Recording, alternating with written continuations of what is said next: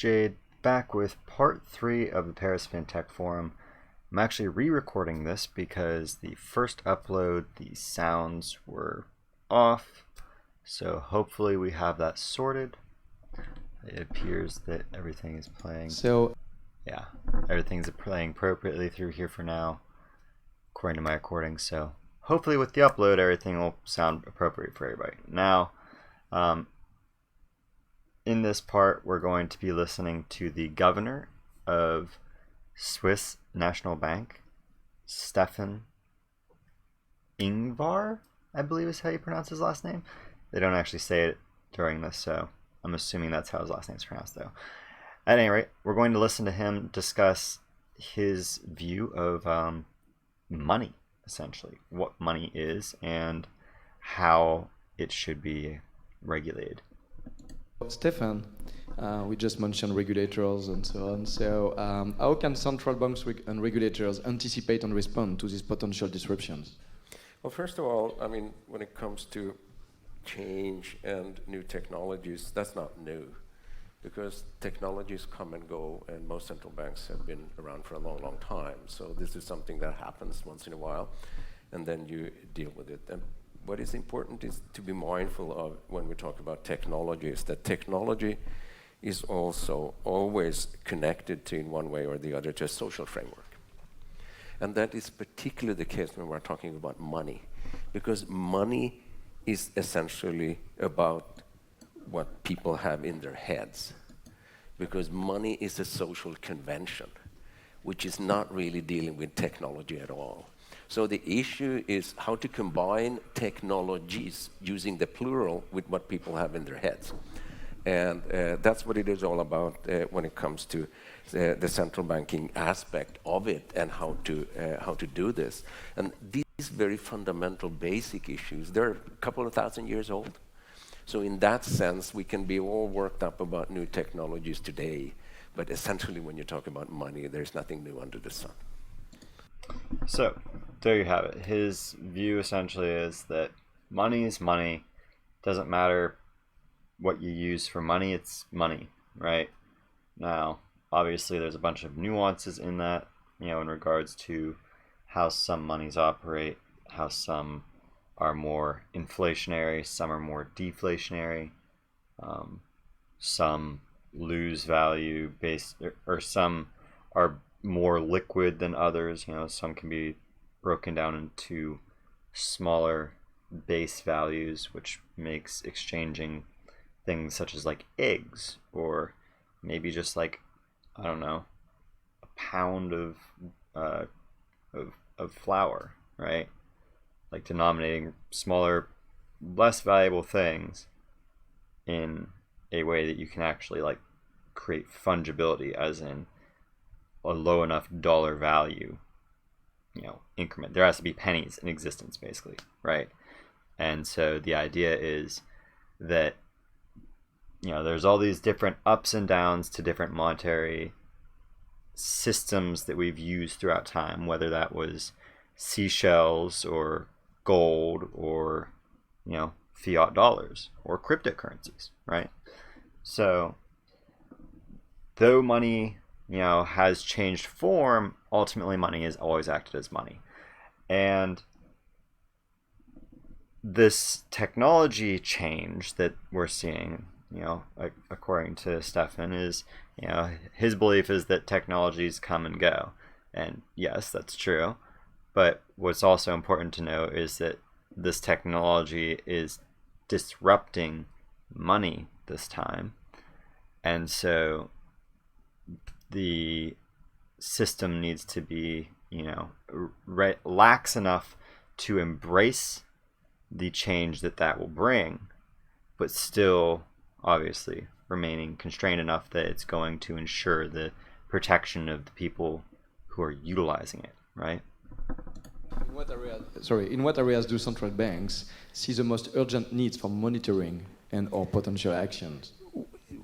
Well, when it comes to what we do, is that part of our job, and this holds for almost all central banks in all countries, is that the basic role has not changed.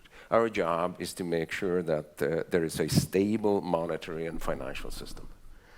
And what we mean when we talk about stability can change over time depending on the technology that you are using. But still, that fundamental role does not go away. So for us, it's really about how to understand what is happening. Part of it is about what one could call regulatory gaps. What do the regulatory frameworks look like given these new technologies? The other one, which is very, very obvious, is that there is a crowding out of physical cash. So eventually, at the end of the day, if this happens without any measures at all on the side of the central banks, basically it becomes impossible for the general public to hold a direct claim on the central banks. You can only hold a claim on privately owned banks. And that means that, again, the whole issue of safety soundness always comes back in one way or the other. You can do that in a very active role or in a less active role. And when it comes to the operational aspects of this, it's, for example, thinking hard about whether to or not to introduce a central bank digital currency. We'll come back to that a bit. Yeah, to think about payment systems. Because what most people don't realize when we are talking about payments is that each and every payment eventually passes the computers of the central bank in one form or the other. Or you can also think about it being a kind of a facilitator, like the Bank of England, the Monetary Authority of Singapore, basically allowing new technological experiments sort of to take place and to see whether you can make them work well within the regulatory framework. So ultimately, the premise is these systems are coming online. They're offering a lot of promising change. The regulations developed, again, as I said before we listened to this little segment, they need to be, adaptive, essentially. They need to be, loose fitting so that the ecosystem can grow into them, and they need to be more case by case basis when it comes to how to manage each of these new emerging ecosystems. And that's largely due to their decentralized, therefore inherently more challenging, though not impossible to do so, centralization schemes that can emerge, right? The benefit that these systems are bringing is inherent in their ability to decentralize power. That is not something that humans have had access to, right? That's part of the reason why we've had so many struggles for global power, because there's always been the ability for one to dominate the many, and blockchain represents this pivotal point in human history where we create a technology that addresses like the greatest fault in our underlying biology, and that is the need to have a hierarchy to maintain order, right? That's just how humans have been forever, as long as there is history. So this movement towards a decentralized global community where there's no such thing as not where there's no such thing as nations, but where the idea of a nation changes from being a people to being a place, right? And I think that's going to be very revolutionary to a lot of people when they realize that's the world we're going into, because it's going to mean that a lot of people who've been wanting to travel their whole lives are suddenly going to realize that's a more ideal way to live anyways. And it's going to be a very interesting next few decades, regardless, just because of the changes that we're seeing being brought in, not just by blockchain, but as a whole, right? But all that said, daydreaming about the future aside, this has been the third part remake for the the Paris FinTech Forum, with basically everybody on stage having been linked to Ripple in the first part. If you haven't seen that, by all means, go back and check out part 1 of this series. If you enjoyed this, be sure to hit that like. If you're new, don't forget to hit that subscribe, and also ring that bell so that you can stay up to date with all my most recent XRP related content.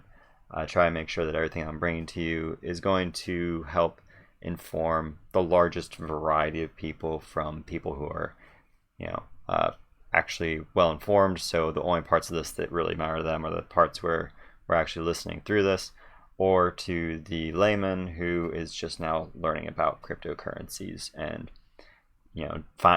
somehow managed to stumble upon XRP before any of the other cryptos out there, to realize that, holy crap, this one's working with everybody in the financial industry, right? So with all that said, I've been Jade. You've been watching the Martian Report, and I can't wait to see all of you in my next video on Mars. Dogs!